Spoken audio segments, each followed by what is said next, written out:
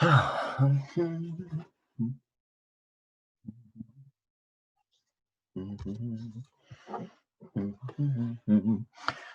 do do do do do do do.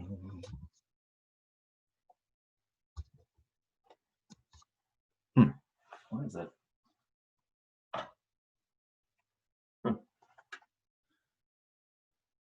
Well, got me.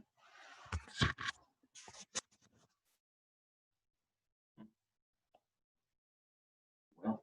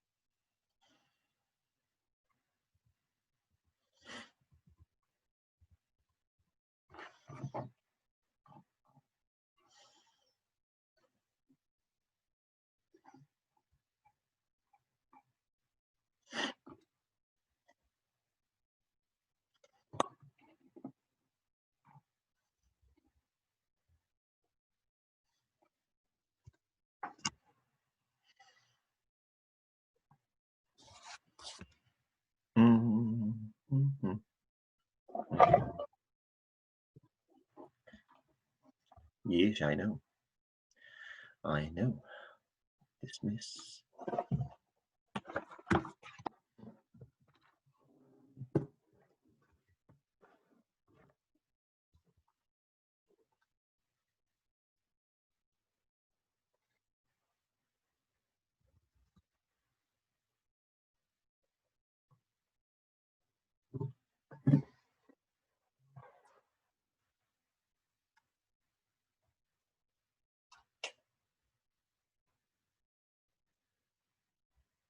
Oh.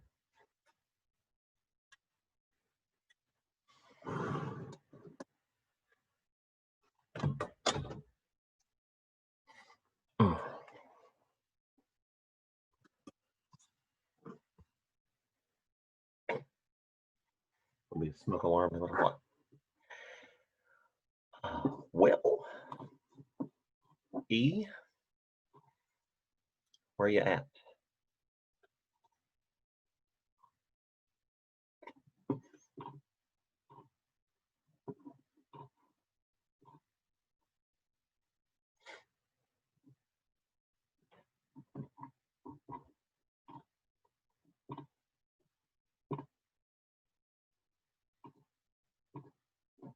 I did send that, correct?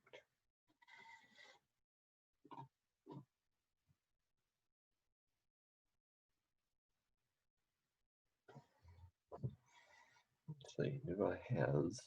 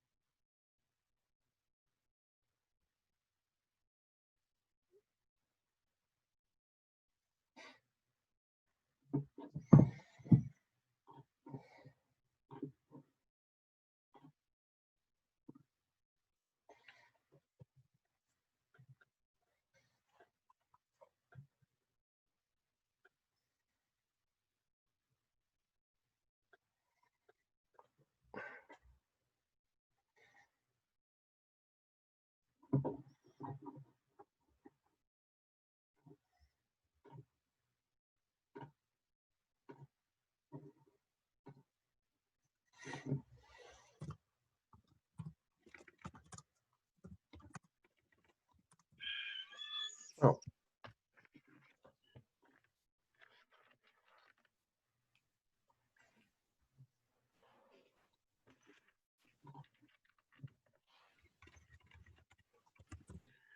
"2020, everybody." Hey there.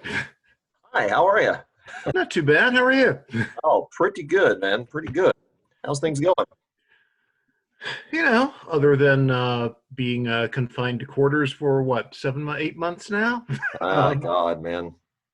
I mean, yeah, I mean, we think we're bad off, and then I think of people like you who you're just sort of stuck.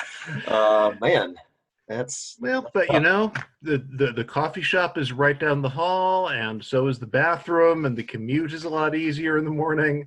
I imagine so. Yeah, it has its points, but it's we're living in interesting times. Understatement. Understatement. Well, I guess we'll see if this recent news about the vaccine holds up. But Yeah, it's still, encouraging. still encouraging. There's still a long way to go. That's for sure. Yeah. Yeah, there's an unfortunate tendency on all science reporting to say, "Oh, Yeah. this is it." No. No, there are stages to this. It is not. All righty. Before we start, who's texting me here? No, go ahead. Okay. Yeah, that was me probably. Yeah, sorry about that. No, not at all. Sorry, I was a little bit late. No, you're good. Mornings. No, I understand. I understand. And I never heard back from Dan, so unfortunately, I guess he did not join us today. So that's okay. Well, I'm gonna. That's okay. We still have his clip, or a clip that we ran when he was on a couple of years ago, that we're going to make a part of this.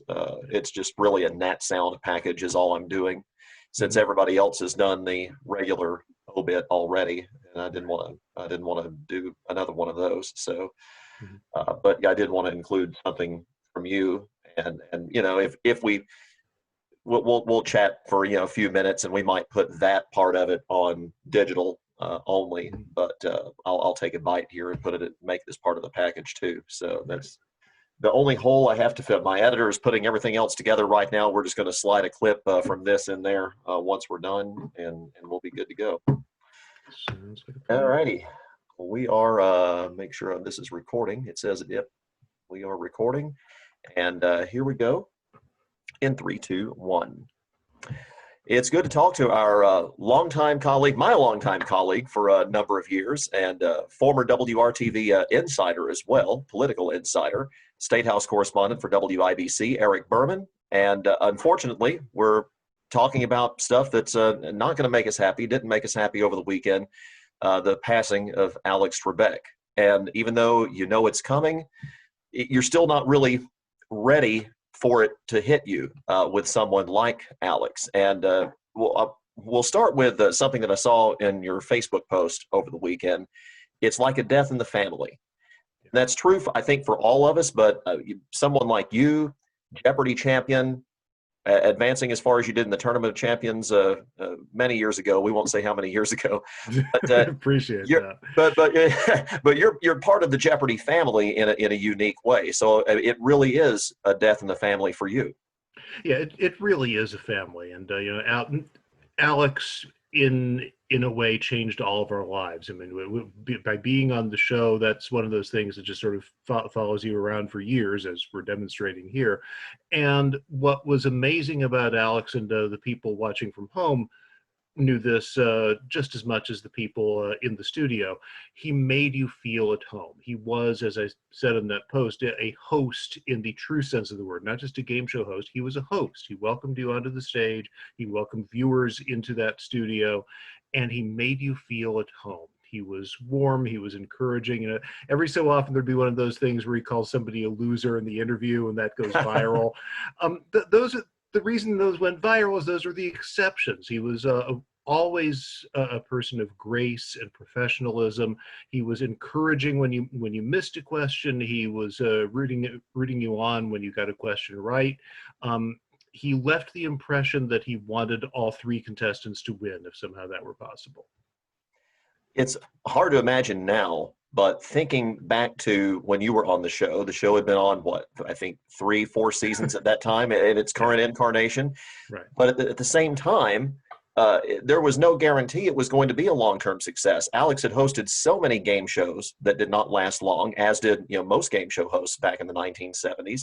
There was no guarantee that this was going to take, and yet it did, and it was because of how he handled you, the guest, you, the contestant, and again the audience at home. It's just it became an institution, and it became the defining thing, the defining event, show of his career. Yeah, the weird thing is, people think of Jeopardy as an institution, and Alex is now synonymous with it. This was the third go-round for Jeopardy. Mm-hmm. Art Fleming hosted it for 11 years, starting in 1964. And 11 years is a heck of a run, but it's not The Price is Right, and it's not What's My Line. And in the mid-70s, NBC pulled the plug. A few years later, they brought it back and brought Art Fleming back with it.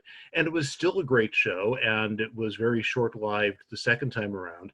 And for whatever reason, when they brought it back the third time with Alex Trebek, it clicked. And I think there's two reasons for that. One is, by the time they brought it back the third time, there was not a similar show on the air. The original Jeopardy was in the age of game shows, where all of daytime programming was game shows and soap operas. Today, it's soap operas and talk shows, the Jerry Springers and well, Oprah's long gone, but Ellen and the rest of them. Yeah. So it stood out more. It also came in